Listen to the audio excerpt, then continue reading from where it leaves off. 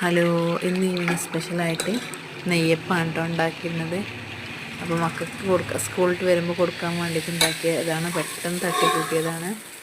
അപ്പോൾ ഇതിലേക്ക് മൈദയോ സോഡാപ്പൊടിയോ ബേക്കിംഗ് പൗഡറോ ഒന്നും ചേർത്തിട്ടില്ല. ഇത് അരി അരച്ചതിൽ കൂടി കുറച്ച് ഗോതമ്പ് പൊടിയായിട്ടാണ് ചേർത്തിട്ടുള്ളത്. ശർക്കരയും ഗോതമ്പ് പൊടി മാത്രം ചേർത്തിട്ടുള്ളൂ. അപ്പോൾ എല്ലാ പെർഫെക്ഷനിൽ എന്നാലും കിട്ടിയിട്ടുണ്ട്. അപ്പോൾ കണ്ട് ഇഷ്ടപ്പെട്ട എല്ലാവരും വീഡിയോ ഒക്കെ ഒന്ന് ലൈക്ക് അടിച്ച് സബ്സ്ക്രൈബൊക്കെ ചെയ്ത് സപ്പോർട്ട് ചെയ്യട്ടോ.